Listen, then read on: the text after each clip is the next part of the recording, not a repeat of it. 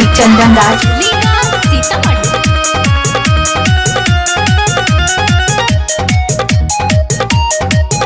आप सुन रहे हैं अमित पटेल की आवाज में। मिस्टर चंदन राज। दुनिया में हमके उनका इतना बेटा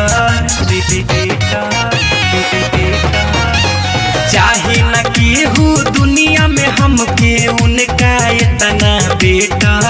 अरे चाहे न केहू दुनिया में हमके उनका इतना बेटा। उठा लाली से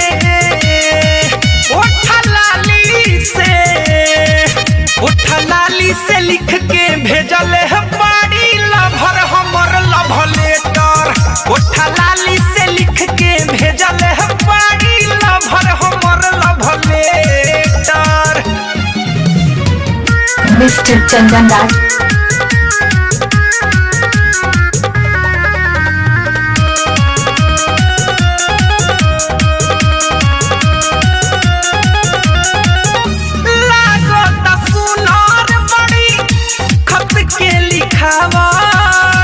नीचवा में लिखले बाड़ी नींद नइखे आवत, नींद नइखे आवत। लागत सुनार बड़ी खत के लिखावट।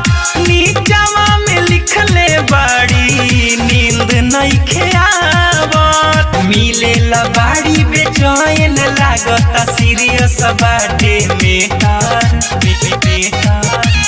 मिले ला बाड़ी बेचैन लागता सीरियस बाटे मेटर। उठा लाली से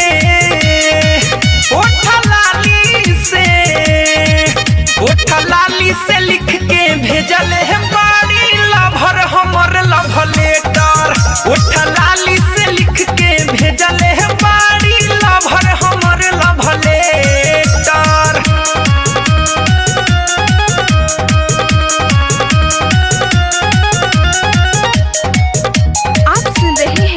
अमित पटेल की आवाज में। ऐसन बयासर कैले उनका पचाहत। देखला से फोटो कहस मिलत नइखे राहत, मिलत नइखे राहत। ऐसन बयासर कैले उनका पचाहत।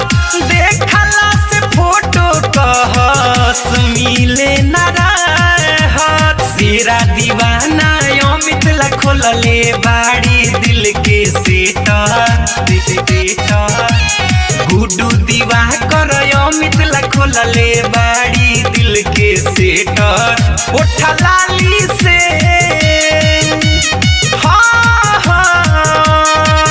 उठा लाली से लिख के भेजल है बाड़ी लभर हमर लव लेटर। उठा लाली से लिख के भेजल है बाड़ी लभर हमर लव लेटर। चाहे न केहू दुनिया में हमके उनका इतना बेटा। अरे चाहे न केहू दुनिया में हमके उनका इतना बेटा। उठा लाली से